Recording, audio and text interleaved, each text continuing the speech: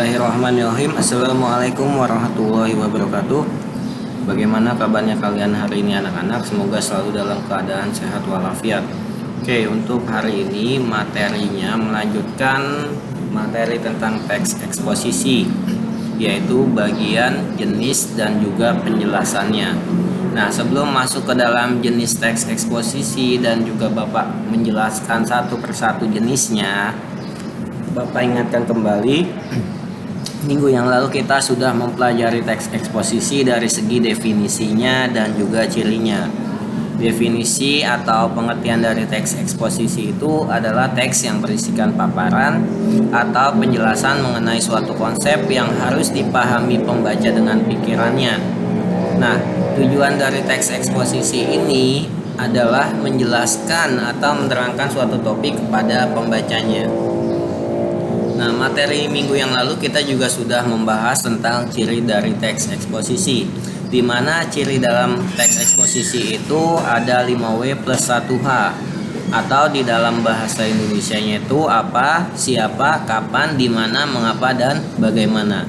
Apa digunakan untuk menanyakan benda, peristiwa, atau gagasannya, siapa menanyakan orang atau pelakunya ataupun pihaknya, kapan menanyakan waktu, di mana menanyakan tempat, mengapa menanyakan alasan atau sebab, bagaimana menanyakan keadaan ataupun cara ataupun proses.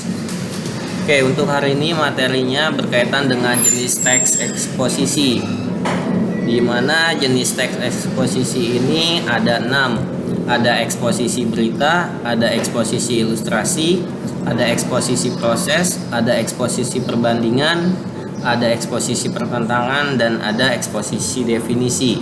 Oke, kita bahas satu persatu. Eksposisi berita adalah teks eksposisi yang berisi pemberitaan tentang suatu kejadian. Nah, teks eksposisi berita ini banyak ditemukan pada surat kabar. Jadi intinya teks eksposisi berita itu adalah teks yang berisi peristiwa atau kejadian. Nah, yang kedua adalah teks eksposisi ilustrasi.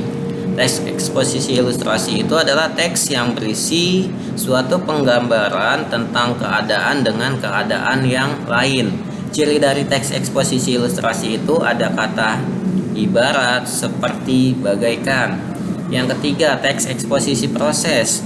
Nah, teks eksposisi proses ini adalah teks eksposisi yang berisi petunjuk atau penggunaan atau cara-cara untuk melakukan suatu kegiatan. Yang keempat, eksposisi perbandingan.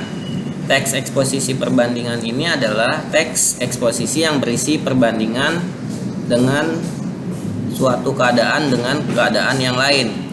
Teks eksposisi pertentangan adalah teks eksposisi yang berisi pertentangan sesuatu dengan sesuatu yang lain. Cirinya apa? Ada kata akan tetapi, meskipun begitu, sebaliknya. Dan yang terakhir adalah eksposisi definisi.